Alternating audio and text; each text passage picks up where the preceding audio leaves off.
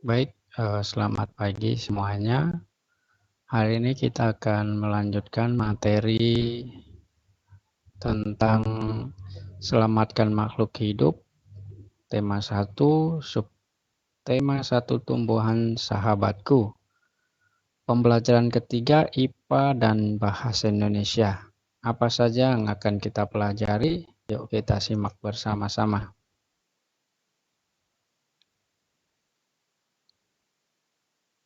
Pembelajaran ketiga yaitu IPA menjelaskan tentang perkembangbiakan tumbuhan secara vegetatif. Perkembangbiakan tumbuhan secara vegetatif terjadi tanpa adanya peleburan antara sel kelamin jantan dan sel kelamin betina. Sekali lagi, perkembangbiakan secara vegetatif itu terjadi tanpa adanya peleburan antara sel kelamin jantan dan sel kelamin betina. Artinya tidak kawin. Kalau kemarin kita belajar perkembangbiakan secara generatif, itu terjadi adanya perkawinan, ya. Nah, tujuannya adalah untuk menghasilkan tumbuhan baru atau tumbuhan dengan sifat yang baru. Nah, perkembangbiakan vegetatif dapat terjadi secara alami maupun buatan. Jadi, perkembangan vegetatif itu dibagi menjadi dua, terjadi secara alami buatan. Nah, seperti apa sih perkembangbiakan vegetatif secara alami maupun buatan? Nah, kita akan lihat di sini perkembangan biakan ya yang terjadi secara alami itu ada beberapa contoh yaitu tunas, umbi lapis, umbi batang, umbi akar, geragih, akar tinggal atau rizoma ya bisa juga disebut atau spora ya dan spora. Nah, sedangkan perkembangbiakan vegetatif buatan itu terjadi dengan cara cangkok, stek batang, stek daun, merunduk, tempel atau okulasi dan menyambung. Nah, ini terjadi buatan ya, vegetatif buatan. Kita akan lihat persatu persatu di sini. Yang pertama, vegetatif alami yaitu tunas. Perkembangbiakan vegetatif secara alami dalam hal ini adalah tunas. Tunas adalah bagian tumbuhan yang baru muncul dari kecambah atau kuncup yang berada di atas permukaan tanah. Tunas bisa terdiri dari batang, daun muda, calon bunga, atau calon buah. Nah, ini adalah salah satu contoh pohon pisang. Nah, ini bisa kalian lihat di sini bisa tumbuh tunas-tunas baru, ya. Ini ada bisa tunas baru, ini banyak di sini ya, ini kecil-kecil. Nah, ini disebut dengan tunas, ya, tunas-tunas muda, ya. Nah, begitu juga pohon tebu, ya. Pohon tebu juga sama dengan pohon pisang dan juga bambu, ya. Mereka juga ada tunas-tunasnya. Nah, itu. Yang berikut adalah tunas adventif. Tunas adventif adalah tunas liar yang tumbuh di luar bagian batang. Biasanya ia tumbuh di tepi daun. Nah, ini contohnya ya adalah tumbuhan cocor bebek. Ya, mungkin kalian bisa sudah pernah melihat bunga cocor bebek. Nah, ini dia tumbuh tunas baru ya. Ada di tepi daunnya. Ini ada akarnya, ini tunas yang baru. Ya, kalian bisa juga nih petik di sini, ambil lalu kalian pisahkan ya. Yang berikut umbi lapis. Nah, ini kalau kalian lihat adalah gambar bawang ya.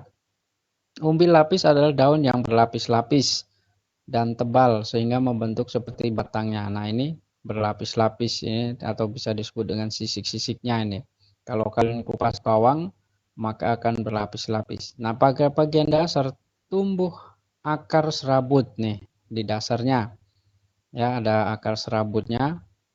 Di antara lapis-lapisan umbi lapis terdapat bakal tunas. Nah, ini ya, ada bakal tunas ini. Bakal tunas jika umbi lapis ditanam, bakal tunas akan tumbuh menjadi tunas dan tumbuh jadi tanaman yang baru. Nah, jikalau kalian mau nanam bawang ya, maka sini akan muncul tunas-tunas yang baru. Nah, tunas-tunas yang baru itulah nanti akan menjadi bawang lagi. Nah, contoh umbi lapis yaitu ada bawang merah, bawang putih, bawang bombay, ya, bunga bakung dan bunga tulip. Ya, itu adalah contohnya. Yang berikut adalah umbi batang. Umbi batang adalah batang yang tumbuh di dalam tanah dan digunakan untuk menyimpan cadangan makanan dan membentuk umbi. Jika umbi ditanam, tunas bisa tumbuh dan membentuk tumbuhan baru. Nah, ini contohnya adalah umbi jalar ya atau kentang ya. Jadi bisa ditanam, kalian pilih ya umbi batangnya ya, batangnya kalian tanam, maka nanti akan muncul tunas-tunas baru ya, dan itulah yang akan nanti menjadi buah ya. Nah, ini contohnya adalah kentang dan ubi jalar. Yang berikutnya adalah umbi akar. Nah, akar pada tanaman yang berkembang biak dengan umbi akar beralih fungsi menyimpan cadangan makanan. Nah, perkembangan jenis tanaman ini melalui tunas yang tumbuh dari bekas batangnya ya. Jadi contohnya adalah singkong. Jadi singkong ini ketika menanam bukan buahnya yang ditanam, bukan akarnya yang ditanam, tetapi batangnya ya. Jadi pilih batang yang bagus, potong sekitar 15 cm, lalu gali tanah, jangan terlalu dalam, lalu ditanam ya batangnya. Nah, nanti akan muncul tumbuh akar. Nah, akar kayak seperti akar ini yang nanti akan menjadi buah ya, sehingga menjadi besar-besar ya, sekitar 4 atau 5 bulan. Nah, wortel, bengkoang, ya, bunga dahlia juga sama seperti itu. Yang berikut adalah akar tinggal, rimpang atau rizoma. Batang yang tumbuh menjalar dalam tanah atau biasa disebut dengan akar tinggal atau akar rimpang atau akar tongkat. Nah, ini kalian bisa jumpai ya, ini adalah salah satu bumbu dapur ya. Kalau kalian ke dapur pasti akan menemukan namanya lengkuas, jahe, kunyit dan temulawak. Nah, ini ini adalah menumbuh ke dalam ya, eh, menjalar ke dalam tanah ya, sehingga dia bisa bertumbuh kembang menjadi banyak. Yang berikut geragih. Geragih adalah banyak yang tumbuh dan menjalar di permukaan tanah ya. Jadi geragi ini adalah banyak yang tumbuh dan menjalar di permukaan tanah ya. Tumbuhan baru akan tumbuh pada buku-bukunya dan tidak tergantung pada induk. Nah, contohnya adalah pohon stroberi, pegangan, dan rumput teki. Nah, ini rumput teki banyak dijumpai ya di sekitar lingkungan kita. Jadi kalau kalian perhatikan rumput teki, mereka akan tumbuh di atas tanah dan menjalar di atas tanah pula. Nah, ini adalah buku-buku ya.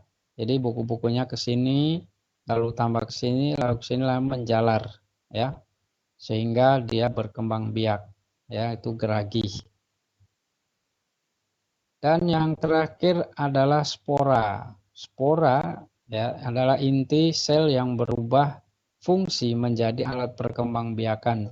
Contoh tumbuhan yang berkembang biak dengan cara ini adalah tanaman paku. Ya, tanaman paku ini biasa kalian dapati juga banyak ya di pasar juga, biasanya jual sayur paku ya, enak juga.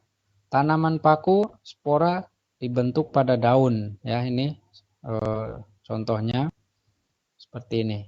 Spora terletak pada kotak spora atau sporangium yang berkumpul di dalam sorus yang merupakan kumpulan kotak spora. Nah, ini ada bintik-bintik ya, itu. Nah, itu adalah perkembangbiakan secara alami. Sekarang kita akan membahas tentang perkembangbiakan vegetatif buatan. Apa sih itu? Perkembangbiakan vegetatif buatan adalah perkembangbiakan yang dilakukan dengan bantuan manusia. Ya, jadi perkembangbiakan buatan itu dibantu oleh manusia. Kita akan lihat contohnya, yaitu stek atau stek ya. Stek adalah metode perbanyakan tanaman dengan menggunakan potongan tubuh tanaman ya, mau baik akar, daun maupun batang. Nah, jadi stek itu adalah menggunakan sebagian atau beberapa potongan tubuh dari tanaman ya, maupun akar, daun, batang. Ya, metode ini termasuk perkembangbiakan dan cara vegetatif yang berarti tanpa melakukan perkawinan. Cara seperti ini lebih mudah jika dibandingkan dengan cara perkembangan vegetatif yang lain. Nah, beberapa jenis tumbuhan memiliki kondisi tersendiri dalam percepat propagasi stek. Jadi, tidak semua yang dibikin stek itu akan cepat bertumbuh ya. Masing-masing mempunyai karakter cara berkembang biak cepat maupun lambatnya.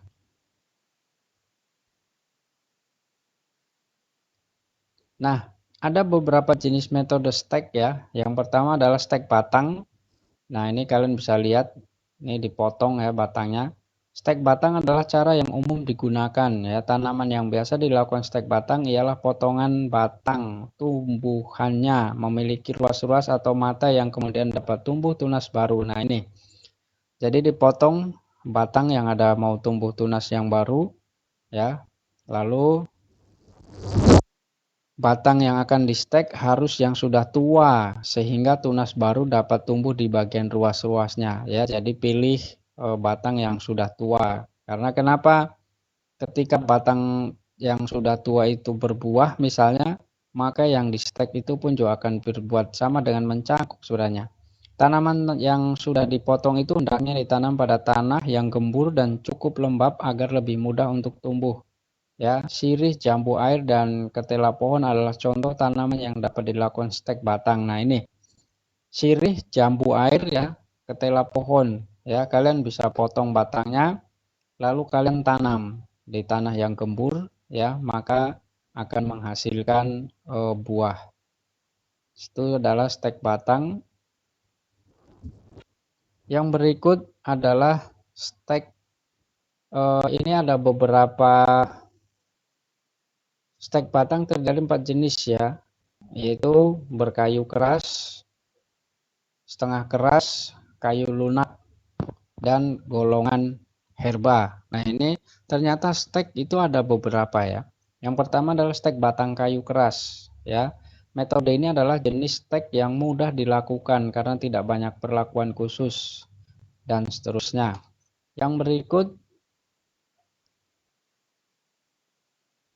stek batang berkayu setengah. Nah, ini. Lalu stek batang berkayu lunak atau softwood. Dan yang terakhir adalah stek tanaman herba. Nah, itu beberapa jenis stek ya. Ternyata stek tidak hanya satu macam, tetapi ada beberapa jenis.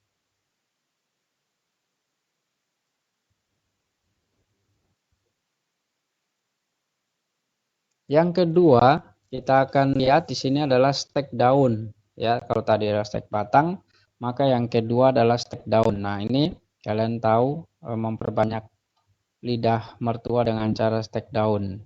Ya, metode ini adalah cara perkembangbiakan dengan cara menanam daun tanaman yang sudah cukup tua yang akan tumbuh tunas baru. Jenis tanaman yang umum di stek adalah tanaman hias seperti sirejeki, cocor bebek, ya, dan begonia serta bunga biru, sainfolia.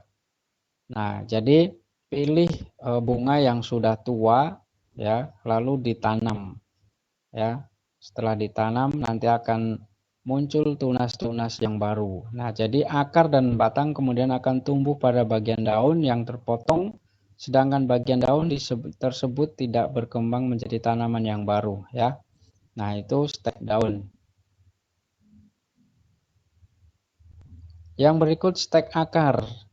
Umumnya metode ini dilakukan dengan cara disemai sejajar dengan permukaan tanah atau sedikit masuk ke dalam tanah atau media tanam. Contohnya adalah bisa di stek akar adalah tanaman apel, sukun, stroberi, dan beberapa jenis tanaman hias. Nah ini contohnya ya, dipotong akarnya, lalu nanti akan dilakukan stek. Nah yang berikut cara mencangkok. Nah ini cangkok juga buatan manusia ya, perkembangbiakan yang dibantu oleh manusia itu mencangkok. Nah ini ada beberapa contoh atau cara mencangkok ya. Yang pertama, pilih batang yang bagus atau pohon yang bagus, lalu dibuka kulitnya sampai kelihatan putih kayunya, tidak usah panjang-panjang, kira-kira beberapa senti saja. Lalu tutup yang kayu sudah dikupas. Ini di dalamnya ada tanah ya, tanah, lalu dibungkus bisa dengan kulit kelapa atau bisa juga dengan plastik ya, lalu diikat. Nah nanti setelah tumbuh akarnya, sudah bermuncul akar-akar, lalu dipotong. Nah perkembangbiakan vegetatif buatan dengan cangkok adalah menumbuhkan akar tumbuh dari batang tanaman yang dicangkok ya. Jadi nanti ini kalau sudah beberapa bulan nih, 1-2 bulan, maka akan di sini akan tumbuh, timbul akar-akarnya. Nah setelah akar-akar itu tumbuh, maka dipotong di sini, lalu kita tanam. Kita akan lihat kelebihan dan kekurangan mencangkok. Keuntungan mencangkok yaitu yang pertama, lebih cepat dalam menghasilkan tanaman baru. Menghasilkan tanaman baru yang seragam sifatnya. Yang ketiga, dapat menghasilkan tanaman baru dalam jumlah banyak. Nah, jadi ketika mencangkok, memilih pohon atau yang dicangkok itu yang sudah tua, yang sudah berbuah. Maka ketika nanti induknya sudah berbuah, nanti yang dicangkok itu pun ketika ditanam ikut berbuah ya. Ini lebih cepat dalam menghasilkan tanaman baru. Makanya sifatnya juga sama dengan induknya. Tapi kekurangannya adalah tidak ada keragaman genetik baru, tidak bisa melakukan persilangan dua jenis tanaman, tanaman yang dihasilkan rawan terkena wabah penyakit. Nah ini salah satu kegagalan atau kekurangan dalam mencangkok adalah tanaman itu rawan terkena penyakit ya, penyakit tanaman. Dan akarnya juga kurang kuat ya. Beda dengan ditanam dari biji. Nah, yang ketiga adalah okulasi atau tempel ya. Menempel atau dikenal juga dengan sebutan okulasi adalah cara menghasilkan tanaman baru dengan menempelkan tunas muda pada ranting atau batang tanaman induk. Nah, caranya kalian kupas ya atau buka ya, lalu dibersihkan, nah diikat, lalu masukkan ya.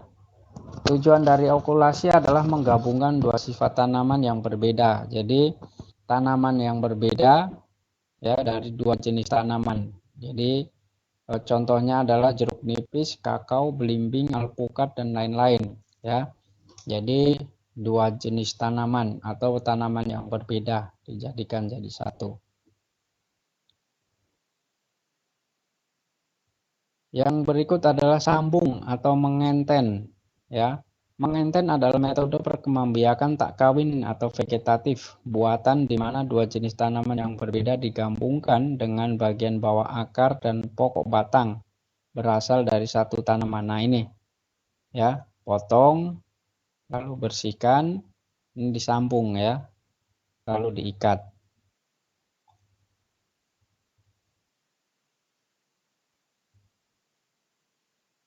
Nah ini contoh-contohnya ya, menyambung ya, tomat bisa. Kalian bisa baca di sini, hasil adalah tanaman yang menghasilkan umbi kentang dan buah tomat. Nah misalnya contohnya nih, kentang dan buah tomat ya, maka menghasilkan umbi kentang dan tomat nih, kalian bisa baca.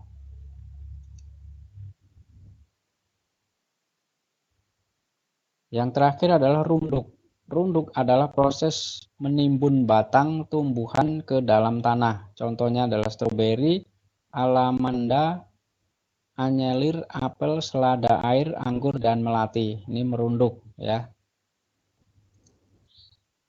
Oke, itu adalah pelajaran IPA, dan yang berikut adalah bahasa Indonesia. Kita akan melanjutkan bahasa Indonesia itu ide pokok dalam teks laporan. Ide pokok dalam suatu paragraf itu dapat ditemukan dengan langkah-langkah sebagai berikut. Jadi kalian ketika menentukan ide pokok dalam suatu paragraf, itu ada beberapa hal atau beberapa langkah yang harus kalian lakukan. Yang pertama, bacalah isi paragraf dengan seksama. Jadi baca isi paragraf itu dengan baik-baik, dipahami dengan baik-baik. Lalu yang kedua, temukan kalimat utama dan kalimat penjelas. Kemarin sudah dipelajari ya kalimat utama.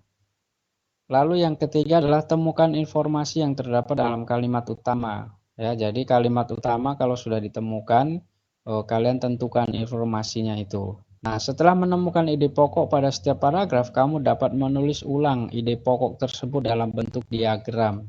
Nah, jadi ketika kalian sudah menemukan ide pokok dalam suatu paragraf, maka kalian buat suatu diagram. Nah, contohnya seperti ini, ya. Ini adalah diagram nih. Judul teks laporan. Misalnya di sini perkembangbiakan padi atau perkembangbiakan jagung, ya. Nah, ide paragraf pertama itu apa? Kedua apa? Ketiga apa? Keempat apa? Nah, ini disebut dengan diagram. Nah, bisa juga dibuat dalam bentuk tabel, ya. Misalnya paragraf 1 isinya apa, lalu jenis paragraf. Nah, di sini jenis paragraf ini kita belum pelajari ya jenis-jenis paragraf. Tapi Pak Guru akan menjelaskan beberapa jenis paragraf di sini. Nah, jenis-jenis paragraf itu ada paragraf deduktif, yaitu paragraf yang letak kalimat utama terletak pada awal paragraf. Ya, ini contohnya. Jadi, paragraf deduktif itu paragraf yang terletak kalimat utamanya ada di awal paragraf ya. Contohnya ini, minggu depan kami sekeluarga akan ke rumah kakek. Ayah dan ibu hendak memberi kejutan. Kami akan berkunjung ke rumah kakek secara diam-diam dan seterusnya. Jika kalian menentukan paragraf deduktif yang ada ini, menentukan kalimat utamanya, maka kalimat utamanya ada di depan ya. Minggu depan kami sekeluarga akan ke rumah kakek. Nah, ini adalah kalimat utamanya. Yang kedua yaitu paragraf induktif ya. Paragraf induktif itu kalimat utama terletak pada akhir ya. Nah, ini contohnya. Rio berangkat pukul 5 pagi, sebuah karung plastik di sandangnya sambil berjalan dan seterusnya. Ketika kalian membaca paragraf ini, maka kalian akan menemukan kalimat utamanya. Ini adalah paragraf induktif ya. Kalimat utamanya itu ada di akhir. Nah, ini. Demi mencukupi kebutuhan hidup keluarganya, pekerjaan itu dijalaninya dengan ikhlas dari pagi hingga petang. Nah, ini adalah contoh paragraf induktif ya. Cara menentukannya. Jika nanti ada pertanyaan dalam paragraf tersebut termasuk jenis paragraf apa, deduktif atau induktif. Nah, cara menentukannya, kalian harus menemukan kalimat utamanya. Kalau kalimat utama ada di depan maka deduktif, kalau kalimat utamanya ada di bagian akhir maka itu adalah paragraf induktif. Nah, itu saja materi kita di pagi hari ini. Selamat belajar. Tuhan Yesus memberkati.